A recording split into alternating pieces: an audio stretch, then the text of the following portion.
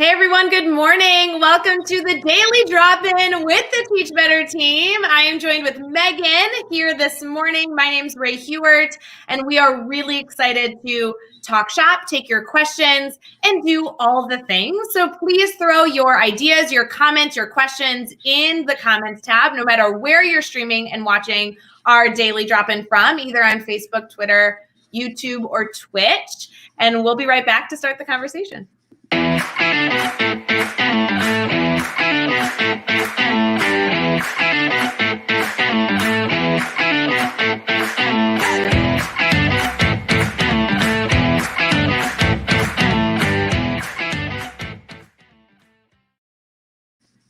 Morning, everyone. We're so excited to have our daily drop-in. This is our last Tuesday for these daily drop-ins. Isn't that kind of sad? It is. It's so sad. I'm like, what am I going to do with my morning next week? Oh, no. And start my morning. Seriously, I had a number of people that were like, Ray, I'm going to have to watch the recap next week because I'm not waking up this early. And I was like, oh, we don't have it next week. This is the last week. And then there was this like moment of awkward silence where everyone was like, aw. It is. It's so sad. It just becomes such a positive way, I feel like, to start the day. And there's always it doesn't matter who's on. There's just always so many good things, so many good takeaways. So no, I totally agree. I love that I'm able to come live this morning with you because we got to have a meeting last night. Okay, I think it was a 9 o'clock meeting, but I just want to clarify. It felt like 1:30 at night, didn't it? Like it was really late.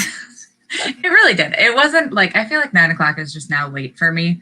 I don't know if it's me old or not, but yeah, I have felt the same way where I was like, oh, I get to go live with Meghan tomorrow. And I'm like, didn't I just see her like 2 hours ago? No, that was last night. I don't know what happened. Oh my goodness. But I am so thrilled that everyone watching here, good morning. Happy Daily Drop-In Tuesday. We are live every single morning, Monday, Tuesday, Wednesday, Thursday, Friday at 8:30 a.m. Eastern to talk shop, take questions, hang out, do all the things. Meghan and I are both classroom teachers full time. And so while we definitely could talk shop about all the things that are going on with the Teach Better team, we also just want to catch up and kind of check in on how our classrooms are going because Meghan and I like seemingly talk all the time, but don't get to, share all that with all of you. So we're thrilled to be here this morning. I do want to say good morning to everyone commenting. I love all the comments. If you are watching this right now, throw your name, say good morning, say hello, ask a question in the comments. Really, really fun to see you. And Joe Gonzalez obviously is one of our favorites. So hi, Joe. Hi, Joe. We also have Nikki here. Hi, Nikki. Good to see you. Good morning. And Carly Spina's in the house. And Kylie, this is just a great, great way to kick it all off. Meghan, I know that you go live all the time, but I really want to ask you to share a little bit about your role in the classroom, which is just good context because we're going to be talking a lot about the classroom today. And then if you don't mind, your role on the team, because you have one of the coolest jobs on the team. And so I kind of always wish that like I was in your shoes because you get to have all the fun. So can we touch on both those things? Yeah, definitely. So in the classroom, I am a 7th grade math teacher in the suburbs of Chicago. And then for the Teach Better team, I do have like the best job.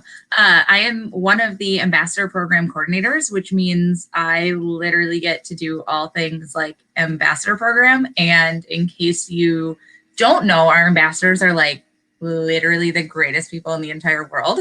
And I just love them. So yes, I really do have like the best job there because you do like talk to them all the time.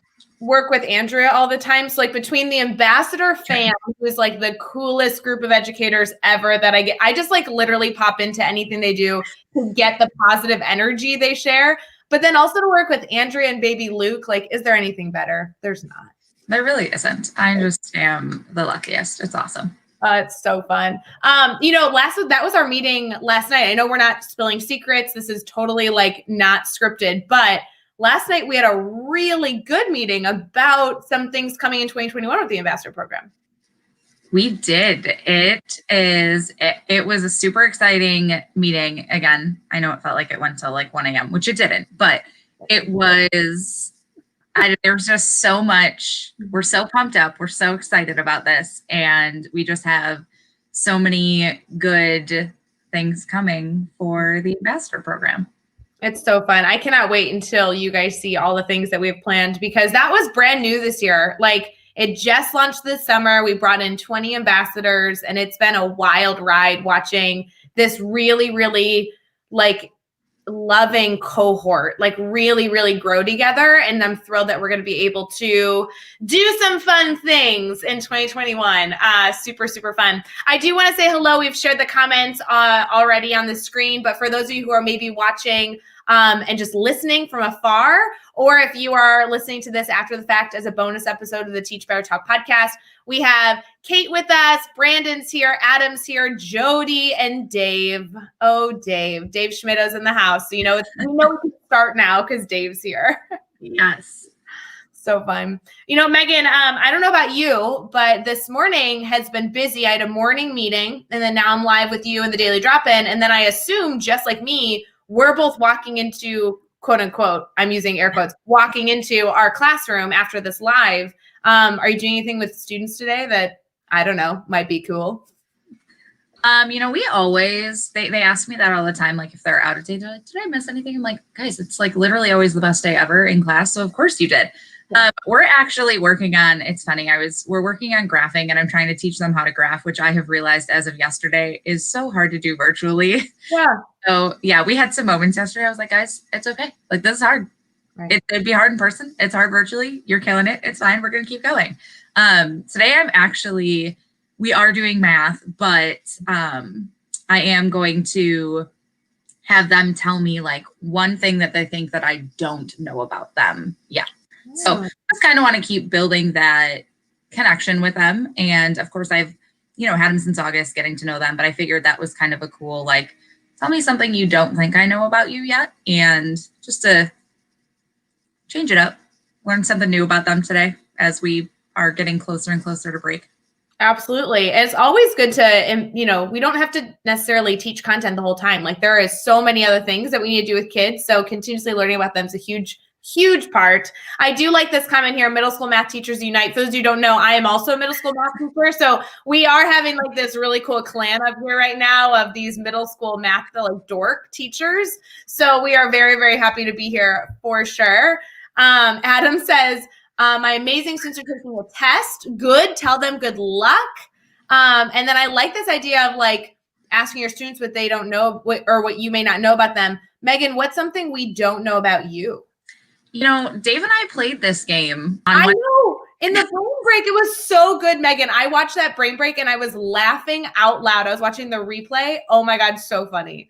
Yeah, if you haven't watched it, it's probably worth it, a good laugh, just to watch me like fumble over famous bears and not really know them and then get made fun of. So. Wait, can I clarify though? When Dave said famous bears, I thought the same thing that you did, where I was like, oh, bears like football. And then they were like, no, like teddy bears. I'm like, whoa, I would have gotten that whole thing wrong.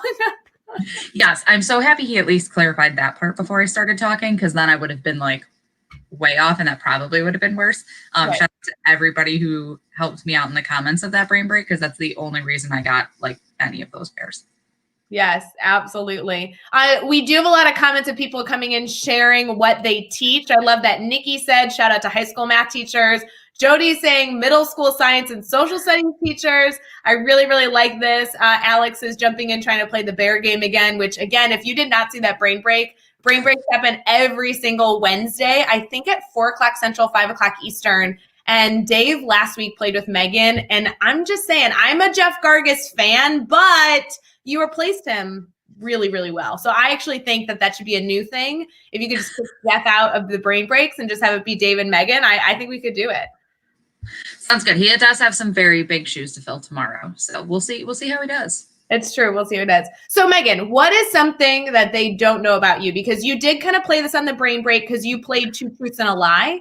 And that was something that I just want you to know that I was listening to you and I was cooking on my stove. So I wasn't watching, I was just listening, and you were listing them, and out loud by myself, I was like, that's true. Nope, that one's the lie. That one's true. Like, I was very much invested in this game. You should know. I really thought I had some good ones, and then everybody in the comments like had mine. I was like, well, clearly I need better ones. Well, I think it's because the 2 truths you gave were so Meghan that the third, it was like process of elimination. It wasn't that they knew it was a lie, but they knew the other two were so accurate. Does that make sense? Yeah, that makes sense. I thought about that. I was like, I didn't think I shared that much, but clearly I do, which is fine. I guess, well, if you were watching the Brain Break, you would know this. One thing that you may not know is that I love giraffes. Like, I just love them. If I could have one, I would. Yep. I'll say this one, a lot of people don't know, and it's totally going to be, maybe it's the math teacher in me or just makes me a total nerd. I don't know. I love anything like finance related, like finance, like financial literacy. So like my kids, I know it totally makes me a nerd, but like my kids, well, when we were in person, like we run a bank system, they get paid, weekly, they apply for jobs, like they have a store. So like I am all about teaching them those things. And so I love kind of mixing that in as much as possible. Like if I could just teach like a middle school, like financial class, that would be just like my jam.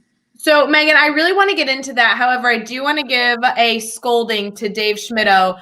Our team, the Teach Better team, had like a private team get together Friday night, and there was lots of secrets shared. Like, let's just say this was a late Friday night, 16 Teach Better team members talking about green bean casserole, pork, and tattoos. I just want all of you to know that.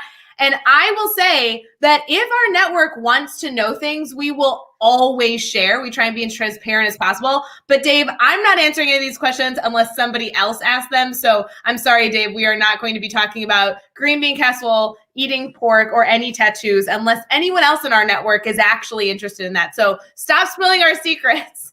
Meghan, you've been on the Daily Drop-In numerous times. One of my favorite daily drop-ins you did, and I don't know if this was back in the spring when these started back in March, or if it was something when it was like back to school, but you shared about your finance system in your classroom. And I remember interviewing you and my mouth was on the floor. I was like, no way, this is the coolest thing ever. And I asked so many questions.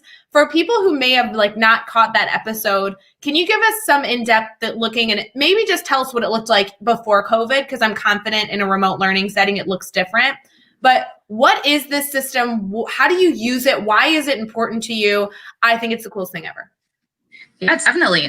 So I teach 7th grade, and obviously like our first unit is a lot of like really introducing our kids to positives and negatives. And again, I totally am just a nerd and love the finance thing anyways. And at least like for me throughout school, and I'm sure it's changed now, but like I never really had, like I had economics in high school, but I never really had like a, I don't know, like a financial class that like teaches you like, here's how to write a check and here's how to like, you know, balance your bank account and stuff. And now don't get me wrong, like obviously, you know, so many people just do everything online, and how many people really write checks anymore. But no, I do. I still write a check. There's 2 things in my life that I have to write checks for consistently. And so I feel like they're very just important, even just the idea of like, okay, I have, this is like how much money I make and this is like what I have to spend, and budgeting. Like, I just love all that. So I had seen something online of another teacher doing like something similar. So I was like, it was literally probably a week before we went back to school last year. I was like, no, I'm doing this. This is happening. So the premise really is they get paid a certain amount of money per week to do their job, which is they're in my classroom and they're doing their work. And as long as they're showing up for me every day and they are doing their work, then they are getting paid. It's also an incentive for me. Well, I mean, for them to be doing their work every day, which is exactly like partially what I was looking for. Yeah. And then I decided to start. So like I had things in my classroom that I was doing that I was like, oh, the kids could be doing this, you know, like I had pencils that would get borrowed every day. Like somebody could be collecting those. Somebody can make sure my calculators, you know, we have a classroom set. Somebody can make sure that those are there. Somebody can erase my whiteboards if I'm, you know, if we're using them. I had like a folder system where every kid had a folder. Somebody can pass those out. Somebody can collect those. So they could apply, but I wanted them to actually have to like fill out some sort of application. Not exactly what they would fill out like in real life, but close. So they had to really tell me like what job they wanted, why they thought that they would be good at it, what skills they had.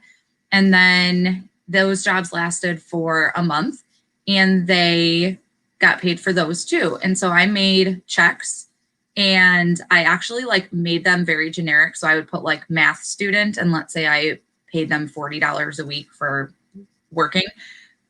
It was for $40, and then I laminated them. That way, like I didn't have to, I could reuse those checks all the time. So every Friday, either after school or Monday morning, I would put their checks in their folders. And then come Monday, when they got to class, they would get to cash that in and put that in their bank. So I had a banker that did that for me.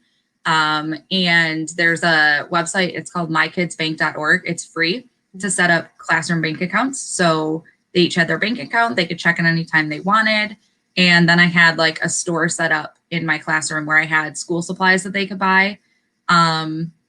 I had the other stuff. So we do like the house system. They could buy house points, or they could like pay to like take some like points away from another house. And then I also had, they paid me rent and internet bill every month.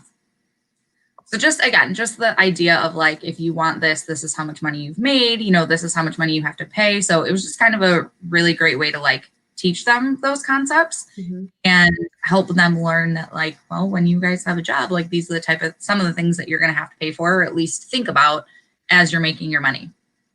What I really love about this, Meghan, is you're not only teaching skills that I think are essential, but you're teaching a lot of like common adulting experiences. So it's not necessarily like how to write a check, like that is so valuable, but you're also communicating what's it like to make money? What can you make money for? How can this now impact you? And I think that conversation is so organic in your classroom that I love that your students have the opportunity to have those conversations without giving them a worksheet saying, hey, read about why money is important and then let's discuss it. But you're really making that real world connection in a way that's then going to organically allow students to be inquisitive, which I really, really, really appreciate. You know, Danielle posted a comment here that I would love to touch on, and I don't know if you've made this shift, but this idea of giving students jobs is something I believe in so wholeheartedly. Your examples of how many different jobs, quote unquote, a student can have in a classroom, especially prior to COVID, is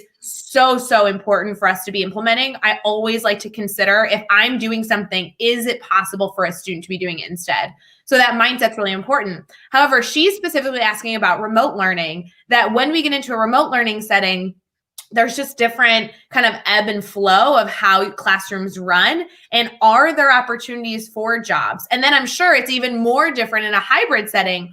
Are there opportunities for jobs? So have you implemented any job elements during remote learning, not necessarily connected to earning money like in your finance system, but just in general, giving students ownership over the classroom?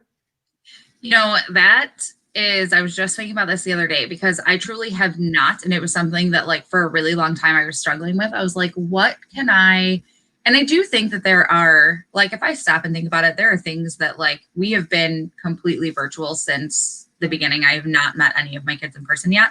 Whoa, hold on. I don't think I knew that. You've been completely virtual since August. Yep. I have not been in my classroom with my children, with any of my children. We had so many conversations about you thinking you might go hybrid, but that's never actually happened.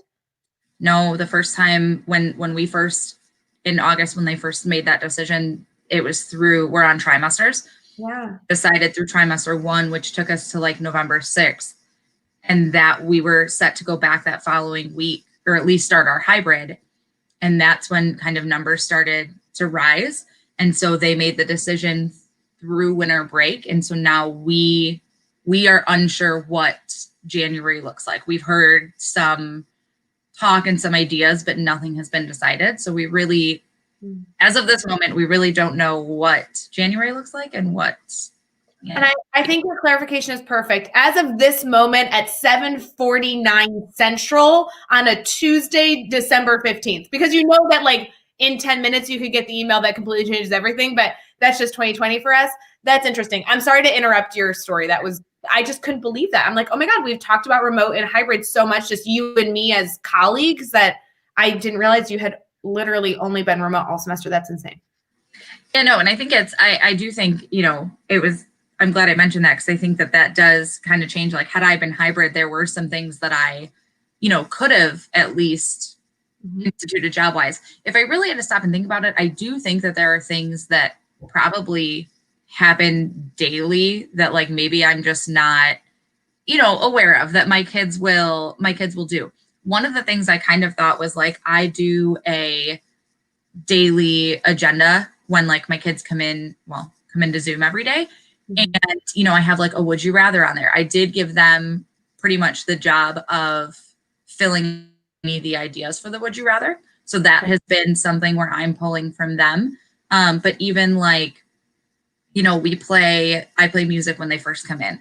So even like, hey, you're in charge of picking the songs every day. You're in charge of, making sure I have a would you rather for the day. So, I mean, little things like that where they can still be a part of what you're doing and kind of have a say in how their classroom, even virtually, how their classroom runs. And sometimes, again, giving them that ownership like means the world. The minute they knew that they got to have input in the would you rathers, they were like, this is the best. So. Well, I like your examples of jobs because really a lot of your examples have to do with just allowing students voice in the classroom.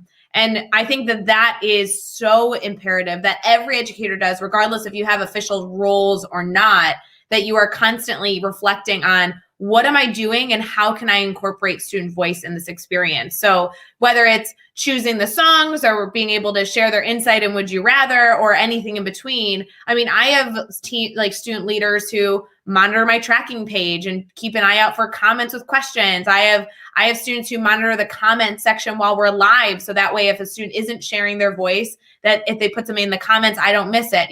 There's a lot of different opportunities that we can have our students participate, share their voice, and take ownership over the classroom. But I think to your point that with remote learning, it does kind of look different because some of the tasks that we're asking them to do doesn't involve them like physically going and doing something. Like erasing the whiteboard involves somebody standing up, picking up their eraser and erasing something, right? Versus now it's like, hey, could you keep an eye out for comments? The reality is that you can encourage all your students to do that right now. And so having that balance between giving every student the opportunity to participate, but then also having certain students really feel that ownership, that special job of having something specific is, I think, something a lot of teachers are working through right now in remote learning. Yeah, I would 100% agree. I think there are little easy ways to give them voice in the class, or virtually, or in the classroom. And again, I like, the more kids you can give that voice to, the better, especially now while we're virtual. I do want to give a shout out to everyone throwing in the comments. It's always great to see everyone. We can say hi to Andrea and Joe commented, and we just had a comment here saying, keep up the great work, both of you. We so appreciate that. The Daily Drop-In is a space where we are hanging out, answering questions. We're going to talk shop and continue to discuss the things we're doing in our classroom, but we really can touch on anything. So if you're somebody listening to Meghan sharing about our classroom and you have a specific question, please throw that in the comments. We always appreciate the encouraging comments as well. Thank you to those of you who are so wonderful, always sharing your love. We appreciate you. But this Daily Drop-In really is for you. So Meghan and I are going to keep talking shop. We're also going to highlight a number of things going on with the Teach Better team this week. But feel free to participate because this really is an opportunity for you. And we're trying to provide that as frequently as possible. It's Tuesday. So actually, we're live right now, Meghan, but I get to go live with Dave later this evening to talk about his course that launched earlier this month. And then we go live tomorrow for the Daily Drop-In, and then we have the brain break. I mean, literally, I feel like the Teach Better team's live like 11 times a week. And I used to say that as a joke, and now sometimes we legitimately are live 11 days a week. Oh, yes, absolutely. I remember like when we first started the Daily Drop-Ins, I was like, man, we're getting to the point where we're live a lot. And now I'm like, no, we really, I mean, at least once a day, I feel like there's something. Oh yeah. Like the only day I feel like sometimes we miss our Saturdays. Like very often the team doesn't have a live Saturday, but then there'll be like 1 on Sunday, 3 on Monday, 2 on Tuesday. And I'm like, so we make up for Saturday. Oh yeah. We make up for that. So funny. So Meghan, I want to shift gears here a little bit. I told you I kind of wanted to touch on this, obviously in a very vague sense, but I had an experience this morning that I think might resonate with other educators. Do you mind if we shift gears a little bit? Not at all. Okay. So this morning, I had a very long day yesterday. Woke up early this morning, had a meeting before the daily drop-in, and then have a full day of students, and it's data day today. I don't know if you guys have that at your school, but we're going to go through like intervention options. Like it's a tough week, right? Like very, very busy. So I wake up this morning, my alarm goes off at 4:30. I'm looking through my email and I'm like, I have a parent email. Like, I'm so excited, this parent email. And then I'm looking and I'm like, it's timestamped at like 11:15 last night. Never a good sign. So then I clicked over in the email, and it was one of those emails where like you weren't reading it, but you just kept scrolling and scrolling and scrolling and scrolling and scrolling and scrolling and scrolling. And you're like, what I do? And it was a not so thrilled email of a parent voicing frustration, concern. And it was interesting because in the moment as a teacher, you're like, oh my gosh, I have to respond to this right away. And then I had this moment where I was like, maybe responding to this email at 4:45 in the morning when they had just sent it at 11 may not be the right choice. And so later this afternoon, even though I don't have my plan period today, because, that happens to teachers all the time, I need to find a way to craft a response to seemingly a frustrated parent who has some very serious concerns that need to be addressed, and all that stuff. So before we get into any like big details, have you ever experienced this before? Yeah, I actually had. It was probably 2 weeks ago. I just had, something similar. It wasn't actually an email. It was, they had contacted my principal. And so my principal just contacted me. And again, I feel like, first of all, I feel like this happens in a normal year anyways. It happens.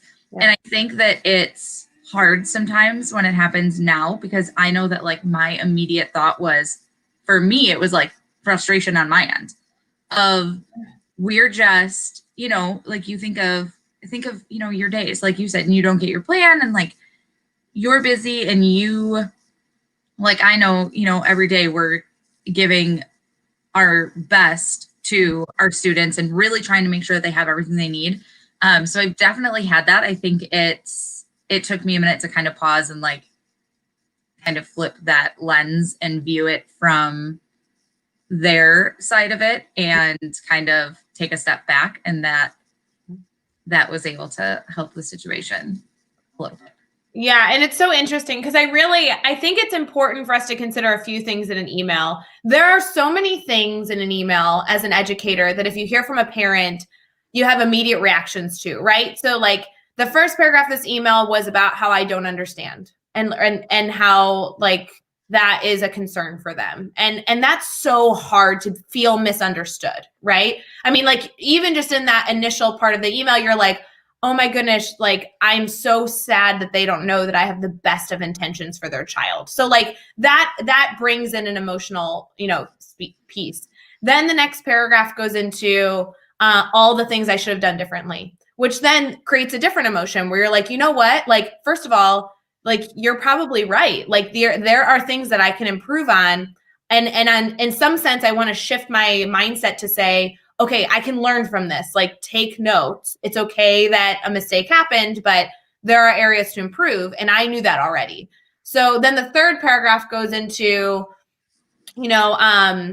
questioning some of the practices in my classroom. And that brings in a different reaction as a teacher where you're like, well, actually, I don't know that I agree with your mindset on some instructional practices. I've been an educator for however long.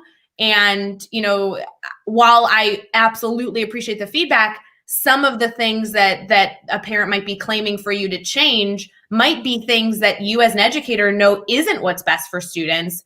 So that can be challenging. So as you go through this email, I think it's interesting as a teacher to really try and understand that anything in this email, first of all, needs to be taken with a grain of salt, but also trying to shift your mindset to really change the conversation to be positive. So one of the main elements of this email that I want to emphasize is I don't think this conversation is valuable over email. Like, let's hop on a phone call. This email really, really showed me that this conversation needs to allow us to have a conversation and discussion together. but then also wanting to make sure that they truly understand that I have the best of intentions for their child. Because just as much as they feel like at 11 o'clock at night, they're advocating for their child's well-being, I feel that same way of wanting like to say, yes, I love that you're being an advocate for your student. This is what I do every single day too. Like, thank you for being a partner in this experience. Whether you think I did, wrong or not is almost irrelevant. I'm so thrilled that they are saying, I care about my daughter. I want to be here and make sure that being heard, and for the teacher to sit back and be like, yes, good. I wish all of my parents were being advocates for their child in the same sense, even though it doesn't feel good in the moment. No, I absolutely love that. I think that is a huge piece to look at, is like, regardless of how the email looked or read, right, that parent is willing to voice their concerns and willing to like open up that line of communication, which I think is huge. And I agree. I think it's very, very difficult. Is an email easier? Yes, obviously it saves you time, but I don't always feel like in email you really get across what you're trying to say. And I agree there. It doesn't mean you and the parent are going to agree on everything. Like, there are things in my classroom that aren't going to change. It's just, and that's okay. But I also think, like, a lot of times, with the parent that I was talking to, part of it was just a complete misunderstanding of like what was going on and like all of the support and resource that like is available. So that, like, clearing up that piece right there was huge.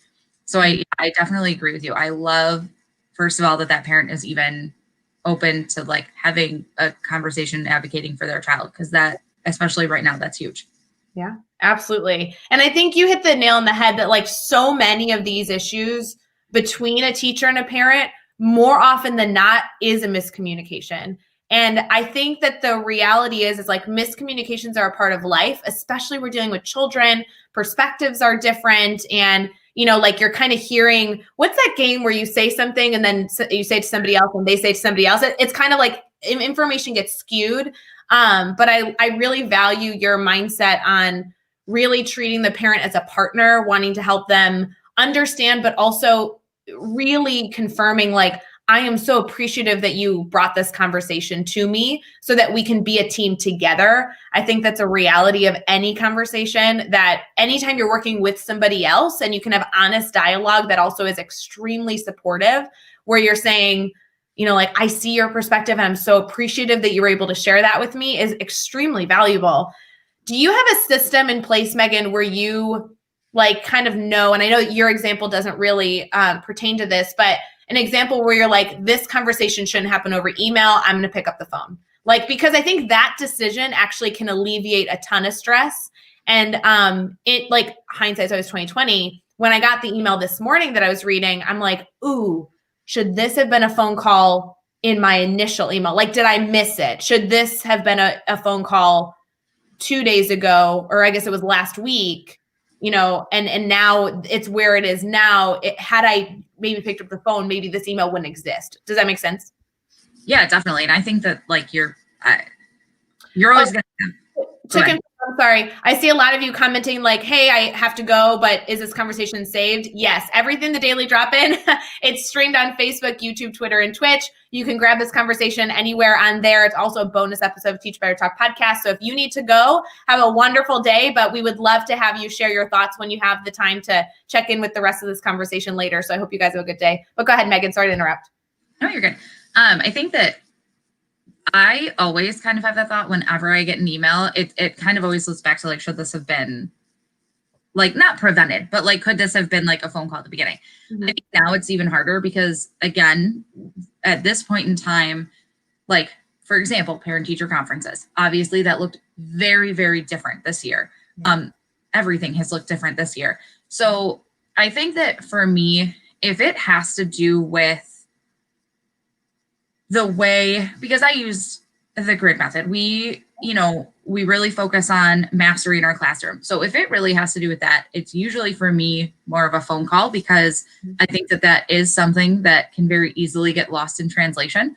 And a lot of times the way that my kids choose to communicate that to the parents, unfortunately, comes out as, well, they don't like teach me anymore, which is not true. And like, then the kids will try to explain it, and they explain it, very well. But when they initially say they don't teach me anymore, you're like, no, that's not what it is.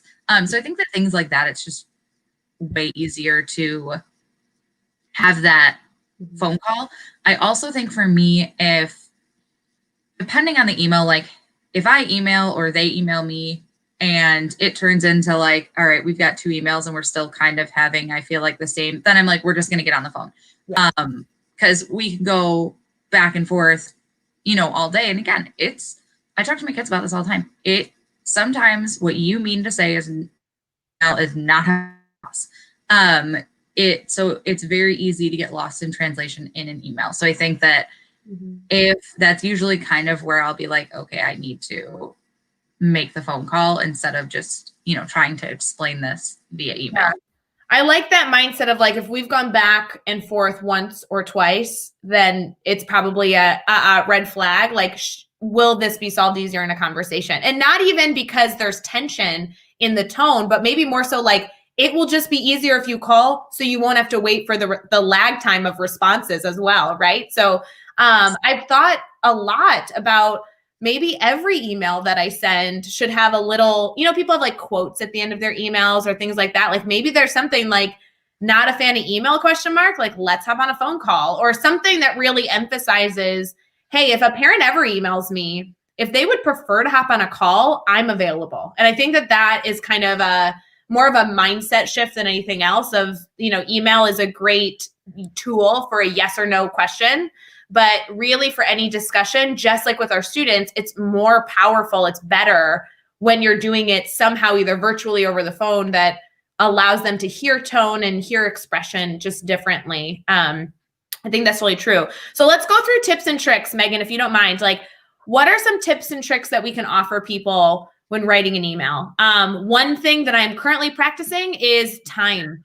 So for example, like I read the email this morning at 5 a.m. I had kind of like a crafted response in my head. I chose not to send that, even though I think that my crafted response would have been very professional. Like I really do like love this parent, and their child is like such a sweetheart. So this is not like oh, I wrote this scathing email in my mind, but it's like, okay, so what type of response would I have? And then I didn't write it. So it was in my brain. I left it unread and I moved forward with my day. And I think that like time can be a huge factor. One of the things I like to think about is write the email maybe in your brain or think about your response, but then give it that time so you can shift from being emotional, even though you're trying not to be, being emotional in your response, and then just being professional and, focused in your response. They don't need to, I think that helps me. Like time gives me some ease in not responding with more emotion than I think is probably appropriate. Absolutely. And I think that there are so many times, and me included, I feel like I need to respond right away because I feel like they need a response right away.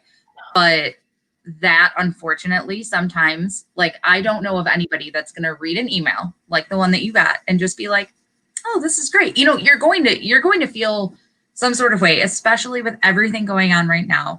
There's just a lot more stress than normal. And so your immediate reaction, that's fine. But like you said, sit with that. Like, don't respond right away, because then the only thing that you're doing is probably responding in a way that you don't really want to respond.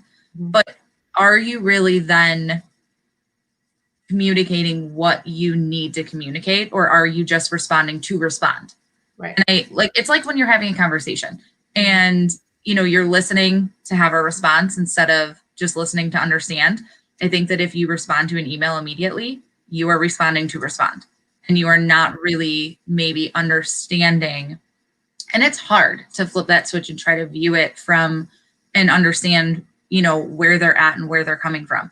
But if you can take that time and give yourself that time to respond and craft a response. And, there are times when I will even, like, if I craft an email, I will read it to someone Doesn't Sure. have to be someone in education, but I'm like, can you just tell me, like, does this come off, not knowing the situation, does this like come off the wrong way? Because sometimes, again, when I'm trying to say in my mind sounds great, I know what I mean.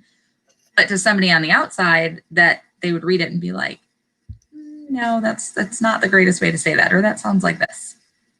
You know, Andrea shared a lot of comments that we've been throwing up on the screen the past few minutes, and I really liked her evaluation of like that 3-paragraph mark. Like, if you're getting 3 paragraphs into an email, immediately assume a phone call.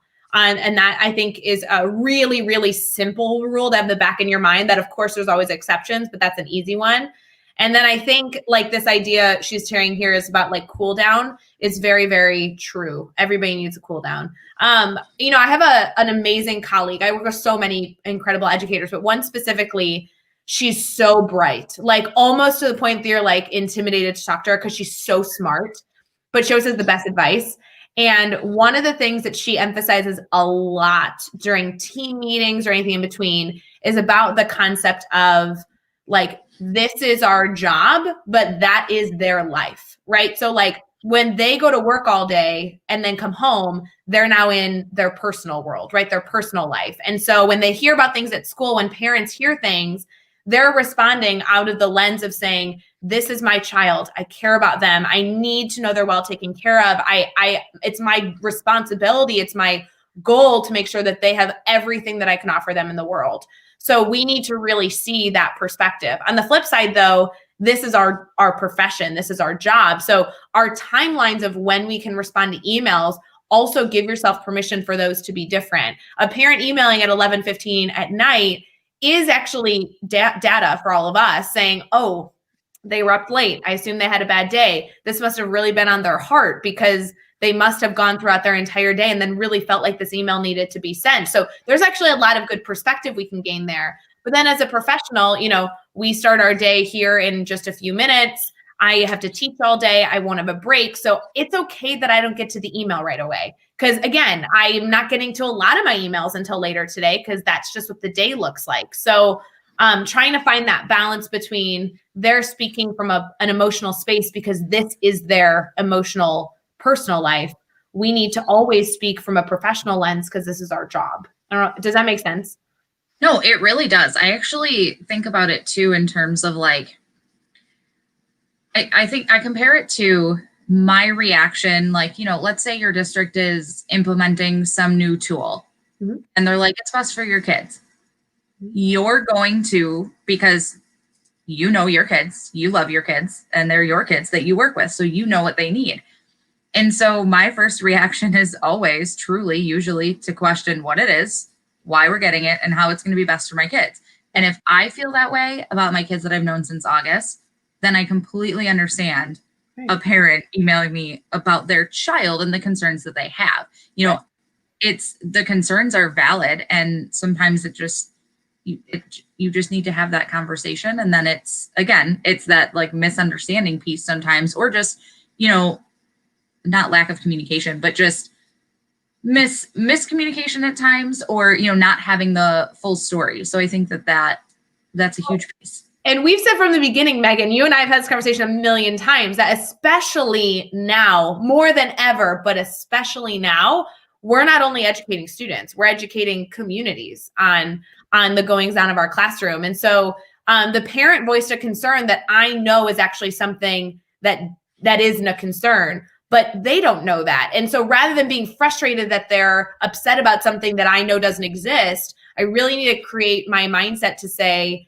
well, yeah, if you don't know this, that's my fault. Like, I should have educated you. I should have helped in some way so that this concern didn't exist, because I had, you know, like, I think that that's important that we really think about how we're supporting our parents, because we can't assume that they know. That's not fair. They have full busy lives. And I assume their 6th or 7th grade math class isn't the only thing that they're really dedicated to once they get home from school. So people miss information. And I think that is important for us to recognize and know that that's appropriate, and that we're just trying to be partners in the process. Yeah. And I think it's okay that, like, you know, okay, so you might feel like you missed something, or you could have, okay, well, I could have told them this before, or I could have, like, it's okay that happened. Yeah. Now, if anything, it just says, okay, so this this is something that maybe wasn't as clear as it should be, or maybe, you know, I didn't say this.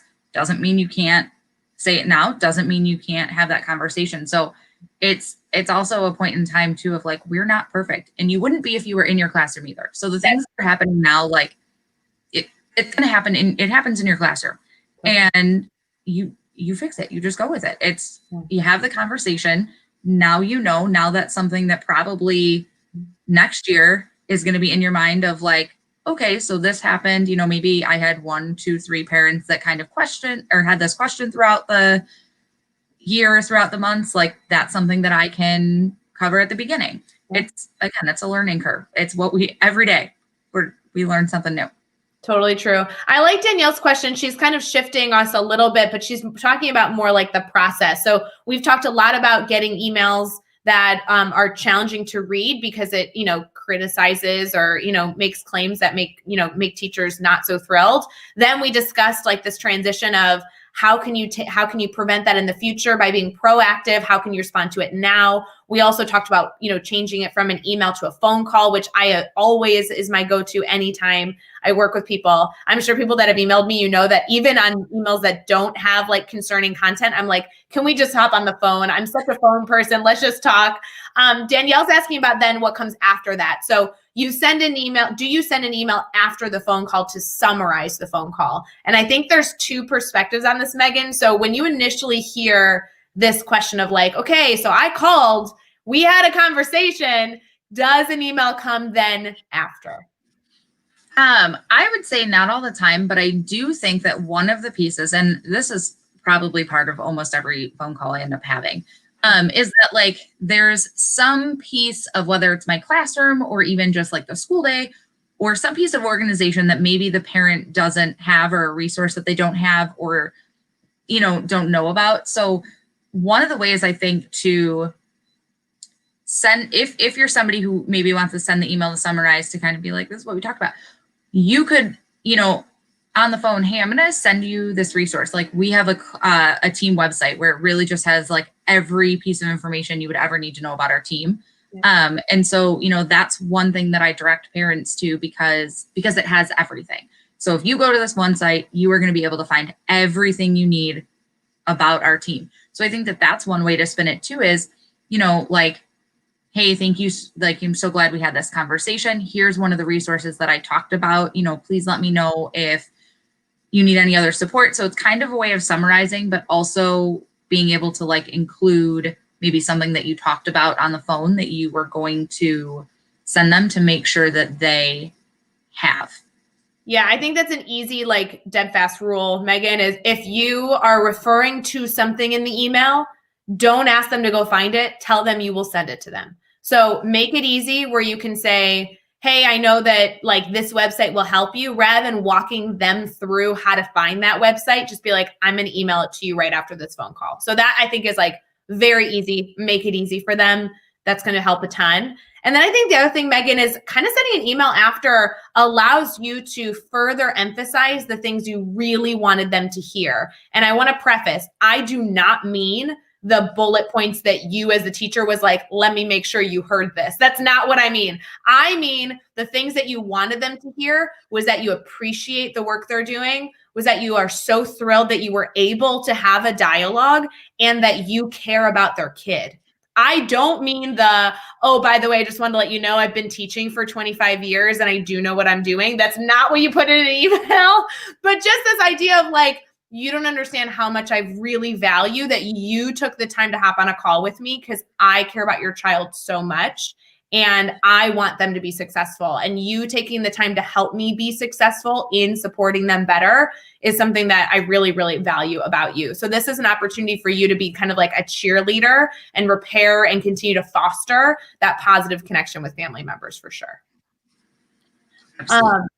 So Jeff put a funny comment here. It says, I just got an email from Facebook that asked us to shut down this live stream. Turns out their servers can't handle all this awesomeness on screen at once. I just want you to know that I didn't read this comment all the way through. So when you were talking, Meghan, and I saw just got an email from Facebook, I was like, oh no, what'd we do? I read that first part and I was like, oh no. And then I kept reading. I was like, oh. Yes.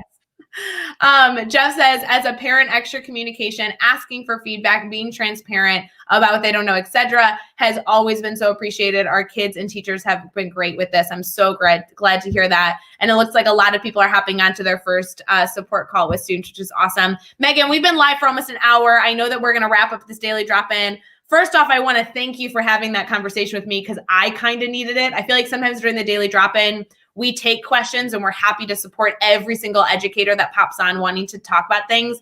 But I needed this morning. So thank you so much for the ideas, the confirmation, the support. Like, I just always appreciate chatting with you. And I love hearing about all the things you're doing in your classroom because I'm such a fan of the work that you do.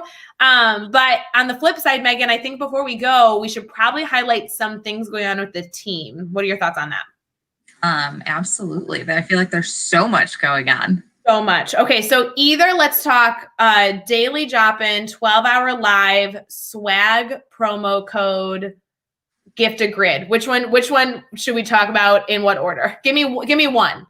Let's talk about daily drop-in since we're on that now. And daily drop-in, we're thrilled you guys are here. They end on Friday. So make sure you join us Monday, Tuesday, Wednesday, Thursday, Friday at 8:30 a.m. Eastern. So much discussion, so many incredible guests still left for the rest of the week. And I do want to give a special shout out that if you've missed any episodes, these are all recorded and saved. So you can actually go back and watch the daily drop-ins that happened back in March, that happened in August, that happened in November and December. We are here for it. So they are streamed on Facebook, YouTube, Twitter, and Twitch, but they're also bonus episodes of Teach Better Talk podcast. So if you're looking for those, go find your platform and you can check out all the episodes, all the guests. And just as a special note to make your life a little easier, if you don't want to go hunting, if you go to the teachbetter.com/blogs, which is our blog site where we publish a blog every single day, if not more than one blog, you will see that the daily drop-ins actually are all documented there. So you can like scroll through the blogs and find every single one that we've done, just as a heads up. Meghan, what's next? 12-hour live, gift a grid, or swag. Okay, good. Which one? Let's do gift a grid. Gift a grid. Yay. Okay, so we're doing a gift a grid campaign in the month of December. We're encouraging every single educator to upload one resource to Nonprofit Education Blueprint that is just aiming to create a safe space for educators to share their resources, not just downloadable tools like Teachers Pay Teachers, but also websites, apps, books, anything in between that will help you be a better educator in an effort to support every single educator worldwide to have access to valuable materials regardless of their socioeconomic status and the socioeconomic status of their students. So please go check that out. If you will share one resource, one activity, one worksheet, one book that you love, one website that you're using, share one thing, and you will be so generously offering a tool to a teacher this December, which we really appreciate. So now we only have 2 left. Meghan, do you want to talk about 12-hour live or swag? Let's talk about swag. Swag! I love swag. Guys, there's so much going on with swag that hasn't really even come out yet, but we're spilling the beans right now that you can get swag starting later this week on our swag store. We have a new collection coming. We have a 25% off code. That's just my sneak peek for you. You will see details being pushed out like crazy later this week. So keep your eye out. But of course, up until later this week, when you finally get access to all those tools, there are already swag options available, but there will be more coming. So that will be kind of exciting. I can't wait for that. Cannot wait. Last one, Meghan, 12-hour live. You ready?